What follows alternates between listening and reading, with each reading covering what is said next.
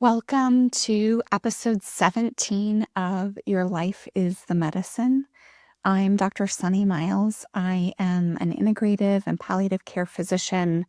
I'm a lover of all things healing and a wife and a mother and a woman trying to navigate in the world and create the most beautiful, expansive, healthy, sustainable life that I can create. And so that's what I try to share here with you. And I'm grateful that you're here. Today, I want to tell you a story, and I'm going to give you a little bit of context of why I'm telling you the story. So this is a story of my relationship with my horses and what that has brought to my own growth and healing. And May is Mental Health Awareness Month. Mental health, anxiety, depression, and other forms of mental health struggles or diagnoses are a huge part of what women in my practice often are navigating.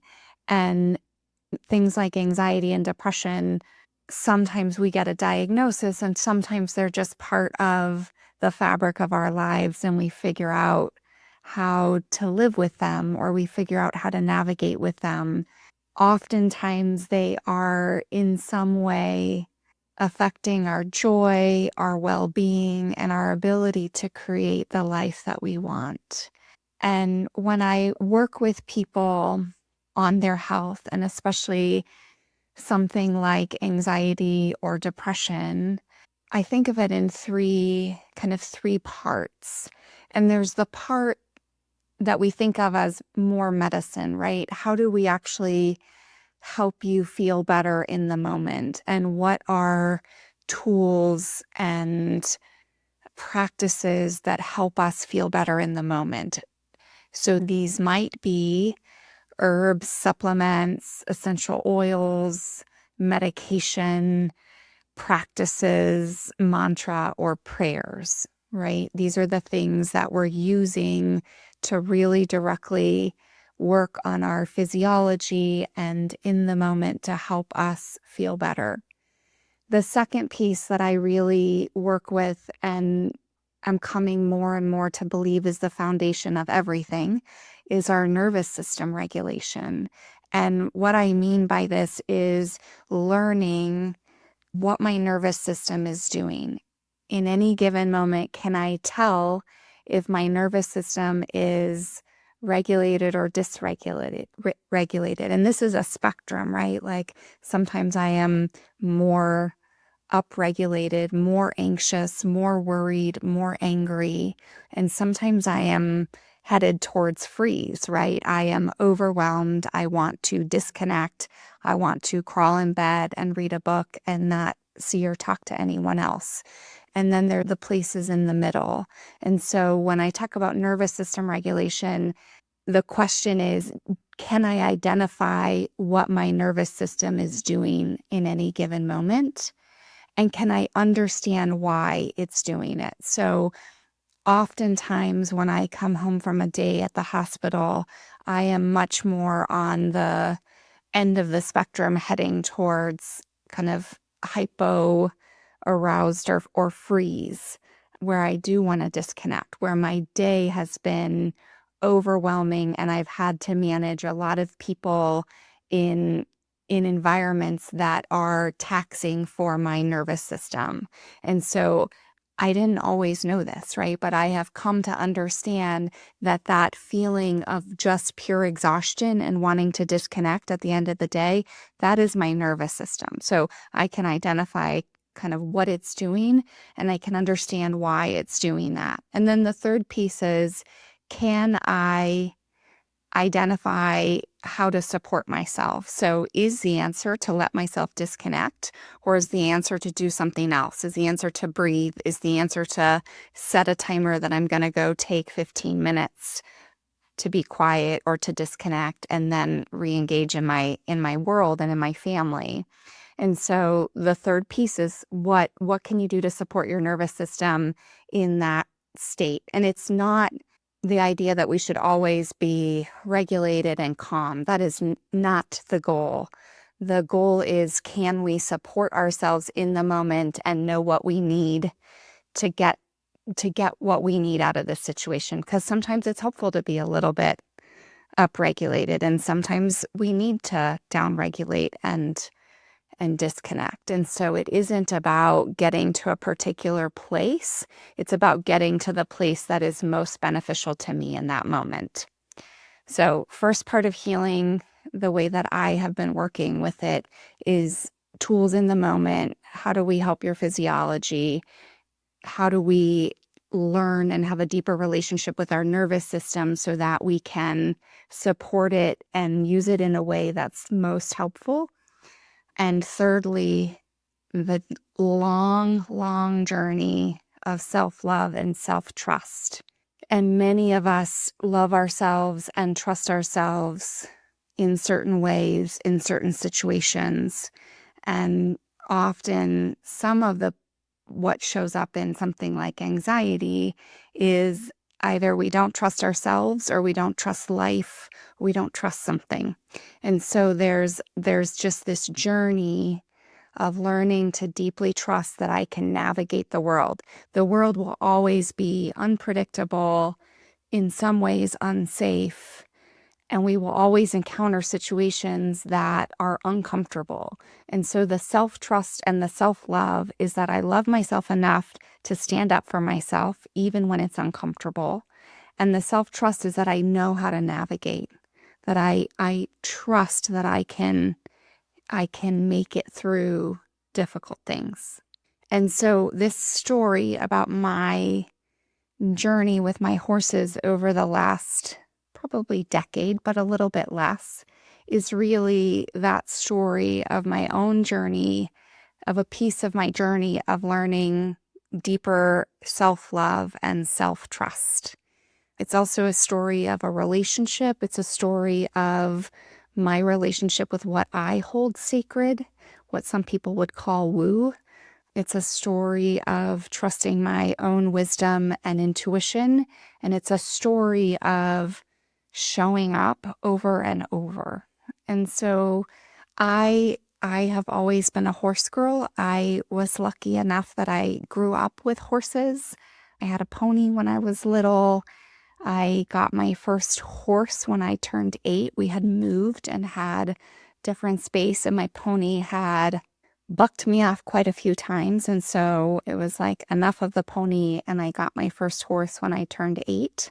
Her name was Gypsy, and she was a brown and white paint horse. She had been a barrel racer who was retired.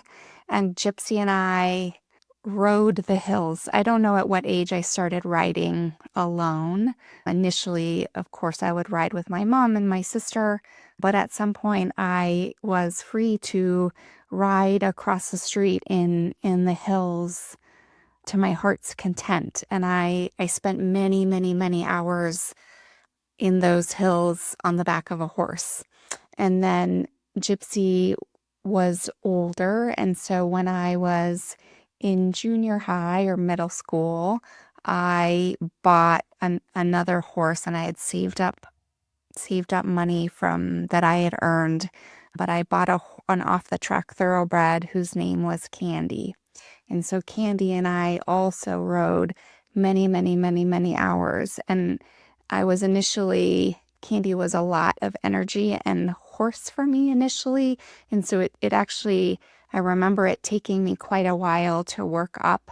Like we lived on 3 acres. So I initially was riding Candy around our property, and it took me a long time to kind of work up to riding her across the street by myself. But she was perhaps my greatest support through my teenage years, and then she stayed at home when I went to college, and then she died when I was in med school.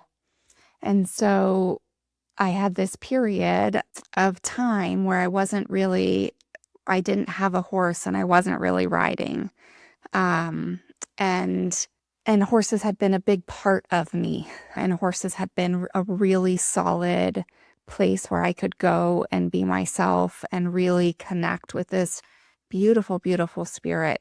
And so one of my goals when I finished residency, I was in San Francisco, so I'd been at UCSF for both medical school and residency and had loved the city, but I was getting out of a relationship and kind of tired of medical training and being in the city. And my heart was really longing to be in open space and to do something different. And I went to work for Indian Health Services in Gallup, New Mexico as a hospitalist as my first job out of residency.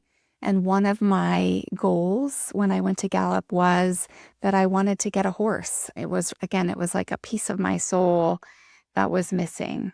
And I don't know, maybe 7 or 8 months after I got to Gallup, I knew that this was something that I wanted.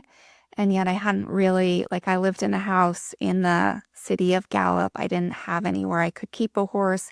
I didn't know anywhere to keep a horse. So while this dream was in the back of my mind, it wasn't something I was making any effort towards. And I went to one of the physicians who was older and had been in Gallup a long time, hosted a photographer at his home. So we went to his home to look at these photographs and to meet the photographer and, buy the photographs. And so there was this really beautiful picture of a Navajo woman on a black and white paint in Canyon de Chelly, which has like the red rock cliffs, and it was just beautiful.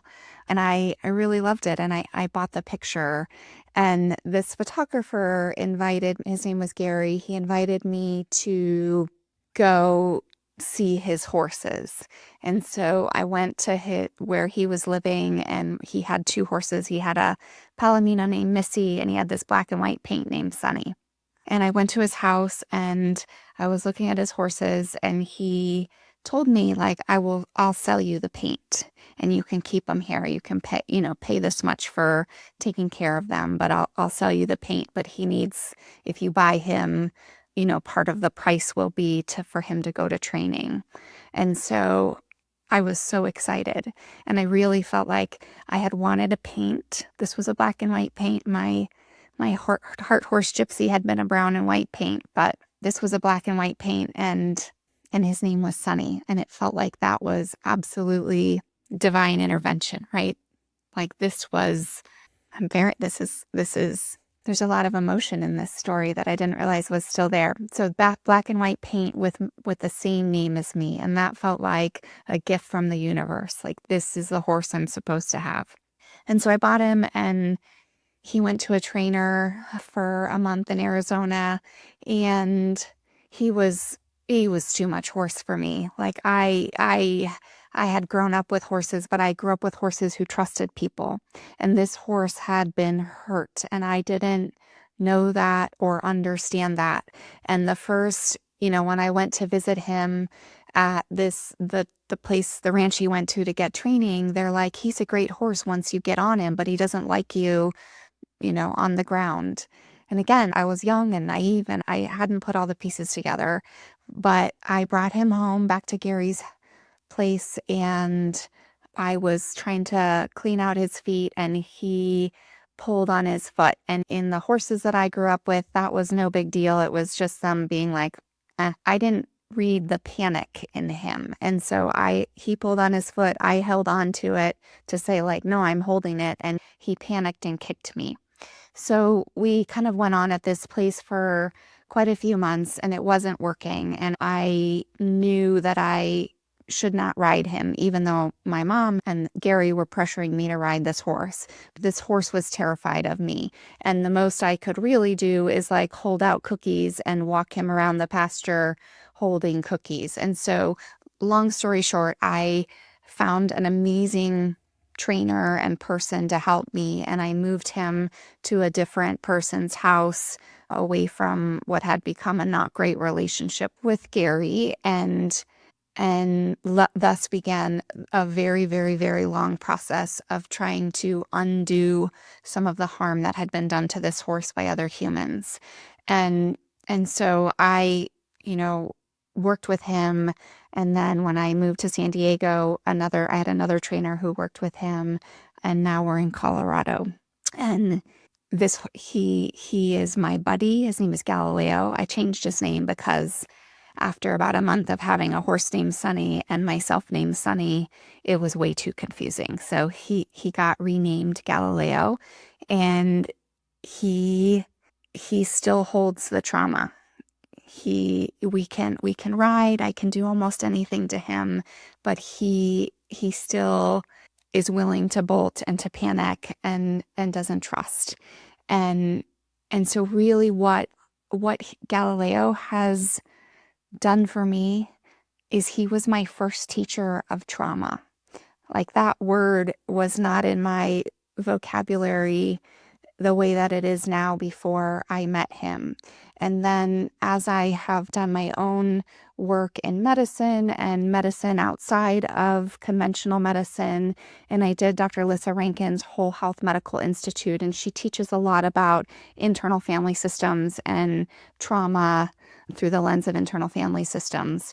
And and really, Galileo was my first teacher of trauma, and learning how to work with Galileo in a round pen was essentially the beginning of understanding nervous system regulation and how you can get when he was in a fear response, moving him, working with him to re-regulate, essentially, to get him back to a place where he could listen to me and connect with me. And I didn't do this by myself. Again, I had a wonderful teacher in New Mexico named Harold, and then other teachers and trainers along the way who have helped me understand this horse. And I'm glad Harold told me quite a while after we had been working together, but he told me he didn't know if we were going to be able to save him when we started because he wasn't safe. He was so afraid, he was unsafe, and he would have hurt a human in order to protect himself. And so I am profoundly grateful for the journey and for this horse, and deeply saddened by what he's been through. And I don't know the stories of what he has been through. I know pieces of the stories, but I don't know his whole story. I just know that he was very deeply traumatized. And he's also been a teacher of grief. And I can feel that grief coming up now. But I was at one of the University of Arizona, the Andrew Weil Center for Integrative Medicine, awesome Center of Integrative Medicine's conferences. And Dr. Anne Marie Chiasson led a grief ritual. And so we were essentially in community grieving. And there was, crying, wailing, all of the ways that grief could be expressed together. And the grief that came up for me in this session predominantly was this grief of his trauma and the grief that his body was holding and my body is connected to because of what he's been through. And so it was very profound. It was, if I need to connect to grief, if I am wanting to swamp or release, I can very easily connect to that grief again because it is still very potent of, again, what he went through. So he really taught me about trauma. He taught me about grief. And most recently, he's really been kind of teaching me about masculine power. I've had a lot of masculine wounding in my life and have really moved into my feminine, especially as I left more of conventional medicine and have been working on my own. And really, I think in part because the masculine energy in me was also very well developed in order to get through medical training, etc. And I didn't have a lot of access to the feminine and the feminine power within me. And so as I've sort of shifted, I went all the way the other way and wasn't as connected to my own sort of masculine energy and power. And I was at a retreat last fall, And I was sitting with sort of everything that was coming up for me and my own growth. And I just had this really strong image of Galileo in he has a lot of power in his power, but also I just had this image of this really beautiful forward flowing movement out in nature. So this beautiful image and feeling of him like very confidently moving forward on a trail, just trotting. And it was really when I was sitting with like what does this image mean to me? It was really about stepping into my own masculine power and beginning to integrate this feminine power that I've connected to and the masculine energy that I had really pushed away. And how do I have this next version of me that has both healthy masculine energy and healthy feminine energy, and modeling of healthy feminine power and healthy masculine power, because many of us don't have modeling of the divine masculine or the divine feminine, sacred feminine. And so how do I develop the divine masculine and integrate and be able to access both of those energies within myself? So that's been my journey with Galileo, and I'm sure there'll be more to come. And I share this again because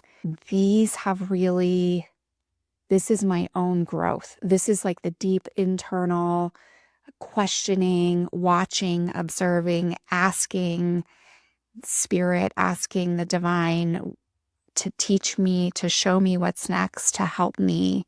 And for me, this is part of how it shows up. The other horse that I ride a lot, her name is Ding, and she's a half Arab, half quarter horse. And I also got her in New Mexico. I got her from Harold. It was sort of the end of my time in New Mexico. And she has just been such a beautiful, beautiful teacher for me. But about 3 or 4 years ago, she was the horse that I felt safest with riding. She was the horse that I trusted the most because, again, Galileo, while he is a million times better than he was before, he always has that tendency to panic. And so with my own tendency towards anxiety and not really trusting either, then riding him was still not as comfortable for me. And so Ding has been my safe horse and the horse I really felt like I could ride. And I was brushing her and I wasn't paying attention in the way that I should have been. And she kicked me really hard in the thigh. And had never kicked before and has never kicked since. And so the very first lesson was about mindfulness and presence and paying attention. And that's one of the gifts of working with animals and with horses, is that they require presence. They require mindfulness. It doesn't work if you're not paying attention. But along with that, we were really having trouble riding. Like, she was giving little bucks all the time. She was kicking out when I was riding her. And it was really disconcerting for me. And it was this moment of like, my safe horse no longer feels safe. And I didn't trust her, and I didn't trust myself with her. And I also didn't trust myself in a lot of other areas of my life, right? Like, really, when you work with horses, the horses are the mirror to many other things happening in your life. And so it was really this, we spent probably almost a year working through some of these, the kicking and the little bucking, and when I would ask, she would essentially have a temper tantrum and like super sassy. No, she didn't want to do it. And so that's what our relationship was like me asking and her being like, nope, I'm not going to do that. And it was so hard. And there were moments that I was afraid of her. And I honored that. Like, I rode primarily with my trainer at that point in time. I ride with a wonderful woman named Brandy, who I've been riding with now for 3 or 4 years. And it's just been a beautiful, beautiful journey. but I mostly rode when Brandy was at my house because I didn't fully feel safe. And so I did other things with Ding. I worked in the round pen, we did groundwork, but I pushed the boundary of what felt safe, but I didn't push beyond that. There was like a little bit of room that I could push the envelope, but I honored the parts of me that were like, nope, too scary. I don't want to get hurt, right? I have a life. I have 2 little kids. Like it was that teaching of pushing out of your comfort zone and honoring how much pushing is okay, how much stretch is okay, and how much is too much. So that was one of the lessons. The other one is just about continuing to show up. Like I showed up over and over and over when it was hard, when I didn't want to ride, when it didn't feel good. And I can tell you now we have an amazing relationship, and I love riding her most of the time, and we have come so far, but it's because I didn't quit, because I knew that we just had to keep going, and I had to trust in the process that it would get better at some point, and I had no idea how long it would take, and I had no idea what it would look like on the other side, but it was about digging deep into my own knowledge, my own wisdom that it would get better, my own intuition that there was learning in this process. Because I had a friend from childhood actually tell me that if she was too much horse for me, it was okay to sell her. And that really irritated me. And because I wasn't talking about selling her, this was my horse. She is for me. And I did stick with it. And so again, another lesson is about showing up in whatever way you can when things are really hard for yourself. For yourself. I didn't do it for anyone else. I did it for me. The other lesson that came from this, or the other deep growth that came from this, was around self-love. And I spent some time with her in the round pen, and I was moving her and sort of asking, what am I supposed to be getting from this? What is in this relationship? What is in me that is being mirrored? And there was this moment that it was like, oh, this is about how you show up with unconditional love. This horse is very challenging right now. And yet, if I unconditionally love her, then how do I show up for her even when she's being difficult? Because often then my patterning is that I showed up with frustration and criticism instead of curiosity and compassion and love. And then one day, so I was working with this about how I show up for her unconditionally despite the challenges. And then one day the thought popped into my head, this is not about her. This is about how I show up for myself unconditionally. Like, how do I show up for myself when things are hard? And that was like, whew, that's a lot. That's a lot there. So that's what came. Is these questions, this deep exploration of how do I show up for myself? And as we kind of work through those issues, and we would I take Western dressage lessons. So I do a lot of just work in an arena, essentially on my property. But then I really love to trail ride, and I don't have true trails near my house, but we ride along the edges of the road or the agricultural ditches. And so riding and just feeling that I was not trusting her, and I was not trusting me to ride her if she spooked. And so really, spend some time with my therapist talking about what self-trust is, and also honoring the wisdom of the fear, right? There is wisdom in fear. And I developed this mantra that as soon as I felt her tense up, then I was tensing up, right? And then our worry or our anxiety we were feeding off of each other through the body. So she tenses up, I tense up. And so really working with, as soon as I felt myself tense, how quickly could I relax my body? How could I bring relaxation back into my body and trust? And I developed this mantra of, I trust you to take care of me, and I trust me to take care of me. And so I would say that, and I would bring as much relaxation to my body as I could.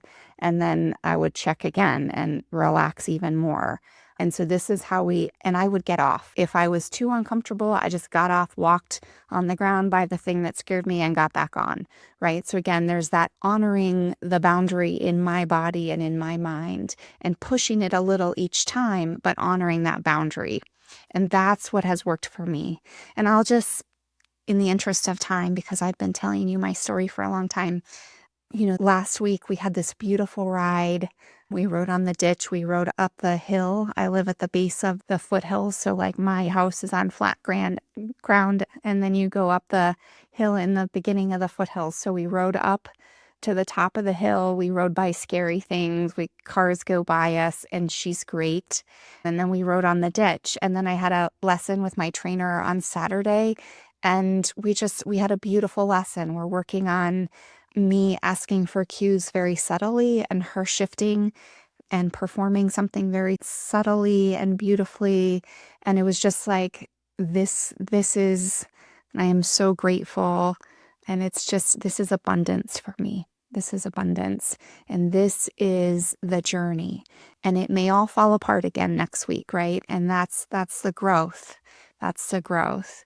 And so for me, again, when I journey, and I've done a lot of guided journeying with my teacher, and I do a lot of lead guided journeys, and I journey on my own. But like the horse, the spirit animal of the horse is a huge part of what I feel supports me and teaches me and is part of my medicine in the world.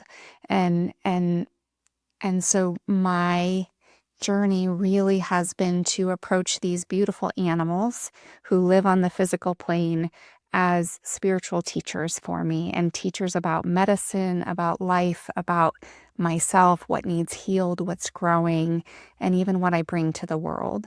And so again, I share this because I think we can find beauty and growth and deep, deep, deep healing in so many places and in so many ways. And yes, I have talked about these stories with my horse trainer. I have talked about these stories in coaching. I have talked about some of these things in therapy. I have talked about these things with my spiritual teacher. These things have come up for me in yoga classes where the horses are there and with me, and I feel something. There's healing is so, when I say that your life is the medicine, it is that the medicine, the healing, the growth, the teaching, the reflection can come in so many different ways. And it is how we are willing to hear them, see them, be curious about them, grapple with them, struggle with them, rage at them, release them, invite them in. It is how we relate to them and whether we allow them to touch our hearts and touch our lives and help us heal. So thank you for listening to my story. I hope you have a beautiful day, and I would love to hear, if you're willing to comment or share, what have been some of the most healing moments or experiences of your life. Because again, we often, especially in medicine, we talk about healing in these, or even in therapy, we talk about them in these like very kind of these boxes that are contained. And what I'm trying to express is that healing is in the fabric. It's woven into everyday life. And I would love to hear what some of your most meaningful or memorable or even difficult moments of healing have been as they just showed up in your life. Thank you very much.